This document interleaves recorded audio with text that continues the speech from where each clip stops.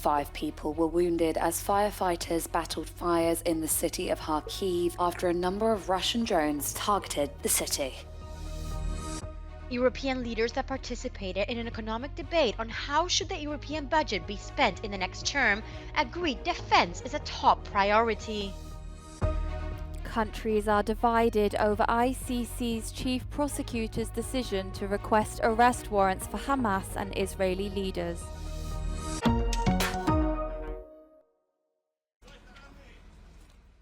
Five people were wounded as firefighters battled fires in the city of Kyiv overnight into Tuesday after a number of Russian drones targeted the city. Authorities said drone strikes had damaged both residential properties, outbuildings and vehicles.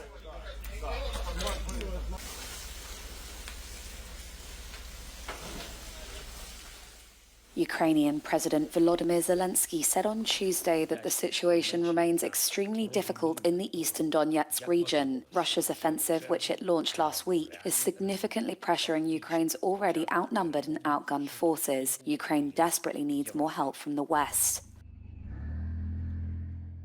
The Russian Defense Ministry on Tuesday released footage which it claimed shows a ruined village Planenivka in the Kharkiv region seized by the Russian army. The video says Ukrainian forces had used the village as a point from which to target Russia's Belgorod region. The Defense Ministry claimed the village was seized in the middle of May.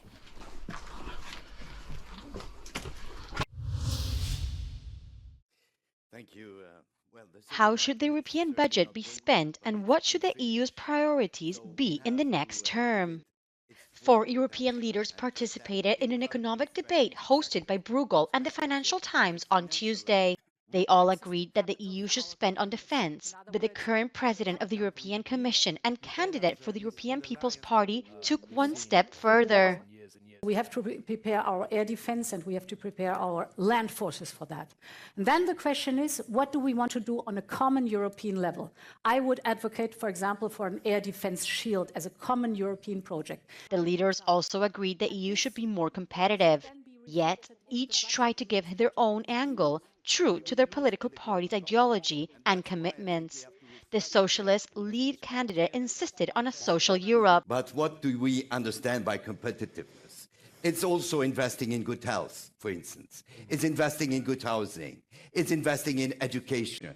It's investing in good infrastructure. One question posed to all leaders was if the EU should spend more or less.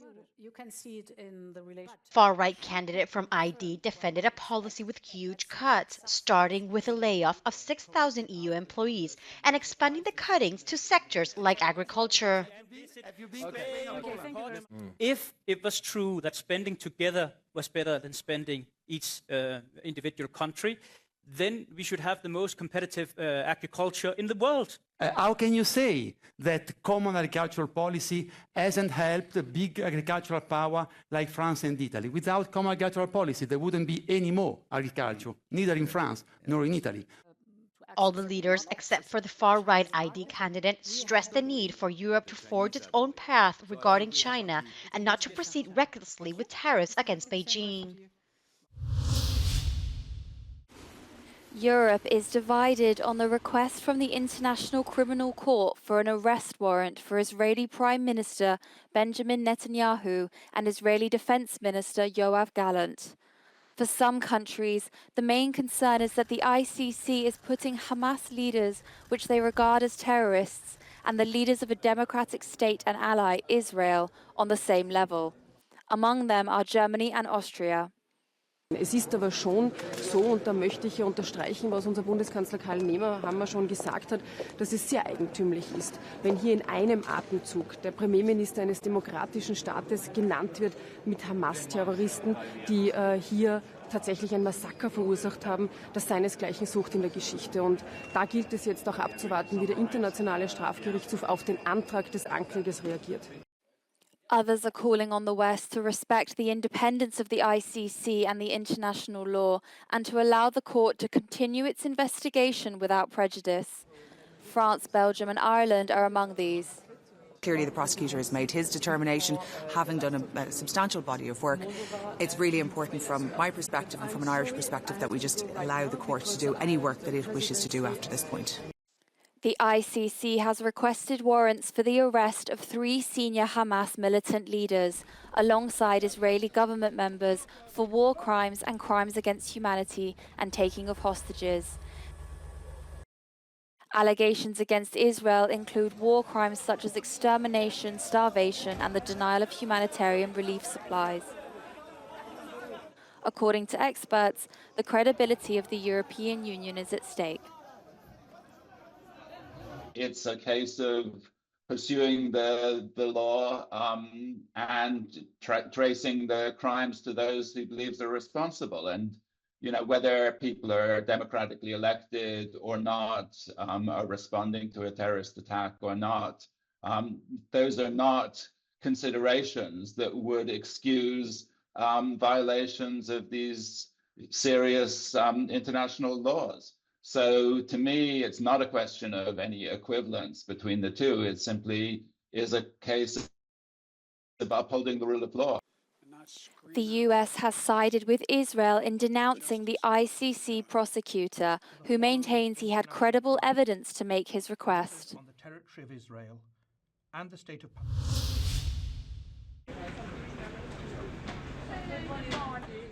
As the Russian offensive continues in northeastern Ukraine, the German foreign minister visited the Kyiv region. During this unannounced trip, Annalena Baerbock visited a power plant severely damaged by the Russian army. Ukraine is desperate to repair its power plants to meet the growing demand for electricity.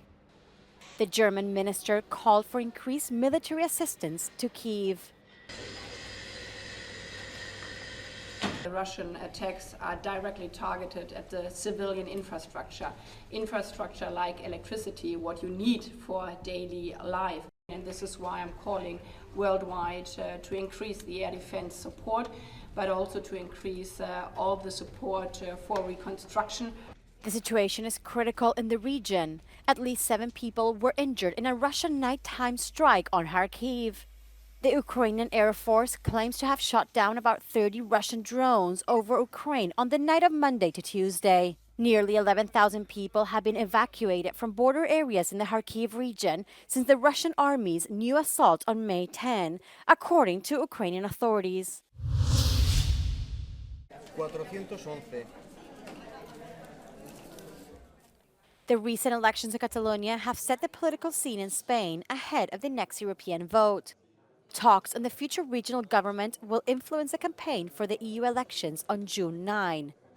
The Euronews Super Poll suggests the center-right has an advantage, followed by the socialist. According to the Euronews Poll Center, the PP is leading the voting intentions of the EU elections, even if it seems to be slowing down gently by losing 0.3% compared with last March. Between March and May, the socialists haven't lost any voting intention, according to the Euronews Poll Center, despite the corruption allegations against Begoña Gómez Sánchez, the wife of Prime Minister Sánchez. For me, it's the first time to... Catalan MEP Dolors Montserrat is the front-runner of the PP in the European elections. She served as Minister of Health in Mariano Rajoy's Conservative government when Catalonia held a separatist referendum in 2017. The National Conservative Vox Party chose a Catalan politician to top its ballot, Jorge Buxadé, a former member of the far-right group Falange Española. The moderate conservative, the ultra-conservatives, and the far-right have been criticizing the socialist Prime Minister Pedro Sánchez for his concessions to the Catalan nationalists and for his lack of protections to the farming industry. According to the polls, the Partido Popular is to enhance the EPP group with 25 MEPs, 12 more than the current legislature. The European Socialists could lose 1 Spanish seat. Vox is projected to gain 3 additional seats in the European Conservatives and Reformist group. The Minister for the Ecological Transition, Teresa Rivera, will be the leader of the Spanish Socialist Party list at the EU elections. The current Spanish government aims at creating a direct channel between Madrid and Strasbourg on the Green Deal issues. The environmental issues, the LGBTQ+ and gender questions are deepening the rift among conservatives and progressive forces in Spain.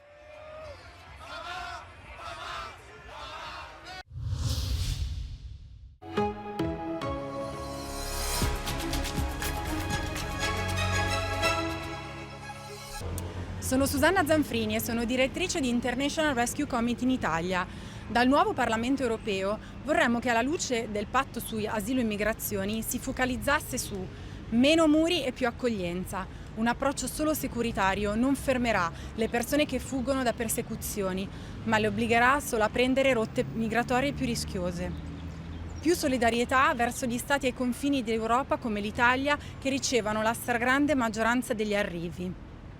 E rotte più sicure per raggiungere l'Europa attraverso l'implementazione del programma europeo di reinsediamento e un impegno chiaro a significativamente aumentare le quote nei prossimi anni.